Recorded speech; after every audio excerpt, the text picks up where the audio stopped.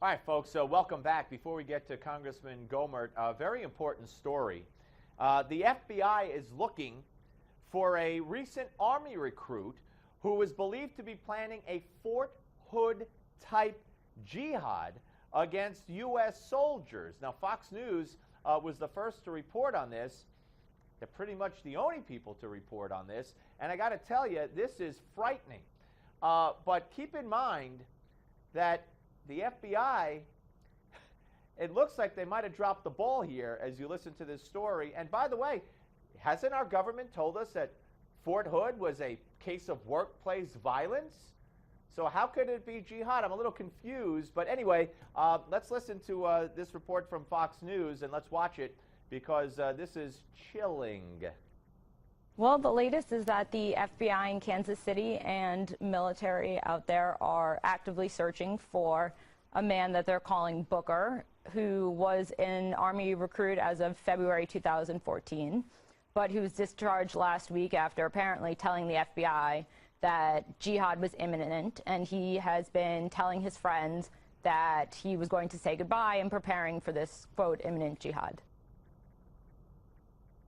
All right, well, that's very comforting, wouldn't you say?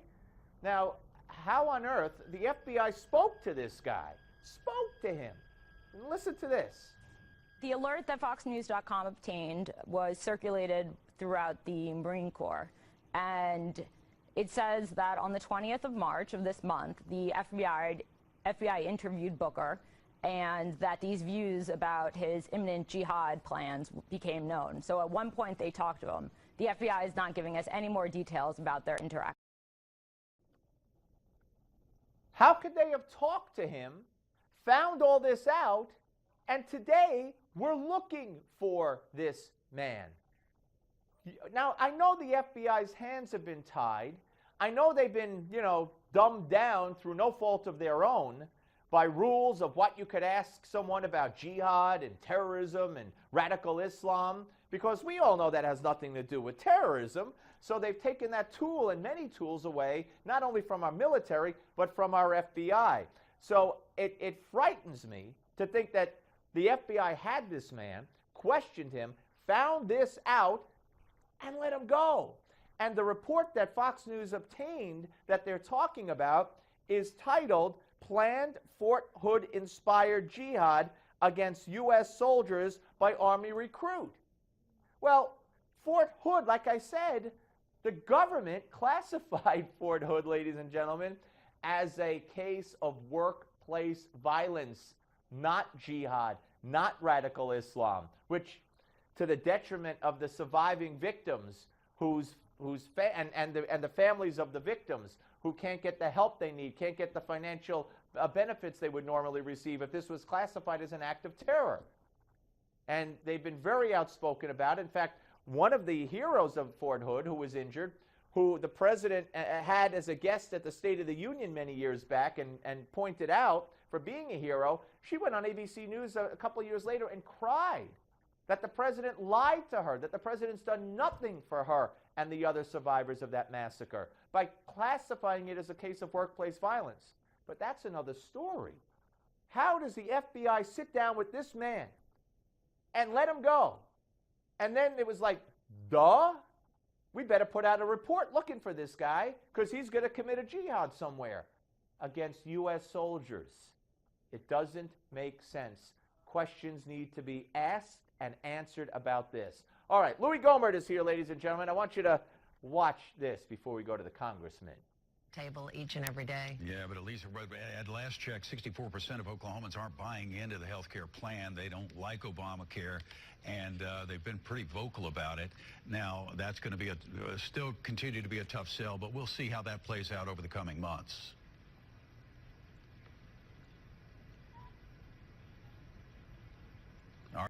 All right, folks, welcome back. What you just saw there was a deer in the headlights. That was Kathleen Sebelius doing an interview on Obamacare, the great success of Obamacare. And when the local anchor in Oklahoma told her that 60-something% of people don't like it, don't want it, she just sat there. She was speechless. She had nothing to say. But a man who always has a lot to say, our friend, Congressman Louie Gohmert from the great state of Texas, joins us. Hello, Congressman. Hello, Steve. Good to be with you. I know you couldn't see that picture, but she just sat there. She was in a state of shock, and obviously her silence was deafening. But we're supposed to believe today, 2 days ago, the administration announced they hit 6 million. Today, they hit 7 million, they tell us. So they met their goal. Everything's hunky-dory, and let's just keep it rolling. Well, the problem is, I always thought 7 million was ridiculous. I mean, we were told that there were 30 to 40 million people who didn't have insurance, and that's why we were going to have to scrap everybody's insurance. Of course, they were saying if you like yours, you won't. You'll get to keep it. You like your doctor, you'll get to keep them, and obviously those were lies. And now there are more lies coming out today. 7 million, which they clearly haven't hit, because we're hearing that maybe 25%, if that, have actually paid for their policies. But keep in mind, Steve, I mean, there's 6 million or so that have lost their insurance. So even if they were at the 7 million mark, you're only talking about 1 million having a net gain of insurance. Right. It is just outrageous. I mean, it's also the same day we're hearing more about how clearly it was made to the White House that Benghazi was not about a demonstration. There wasn't a demonstration. That they cooked the books on that, lied to the American people to win an election, and now they're going to come out and put a rosy red garnish on something that should have them red-faced. It is a disaster when you turn health care upside down to give 30 million people insurance, and maybe 1 million of those, maybe 2 million from what we're hearing, didn't have insurance before that have signed up. Right, you're absolutely really? right. All of this disaster to healthcare, people losing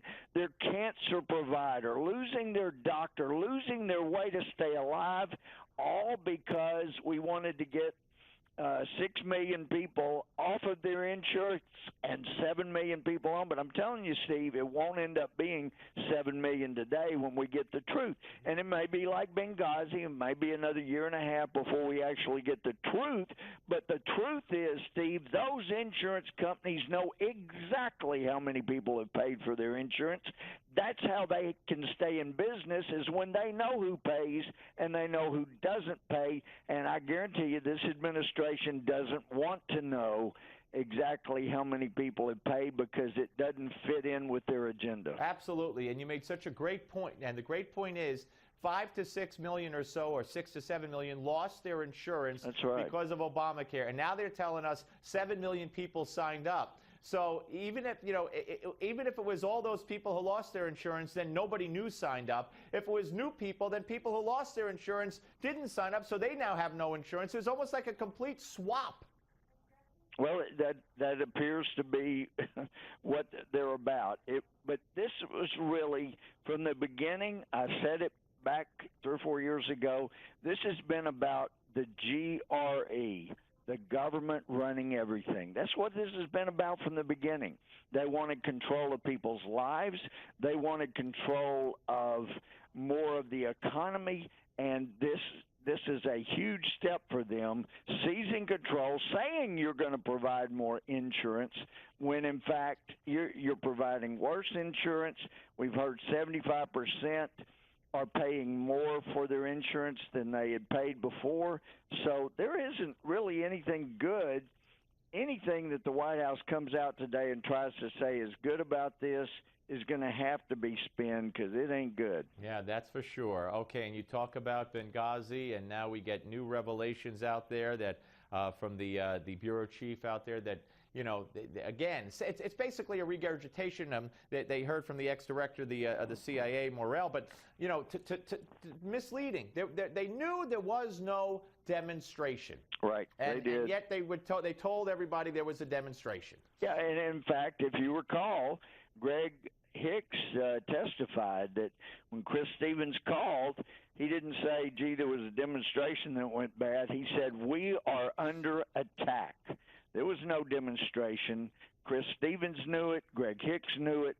Our intelligence knew it.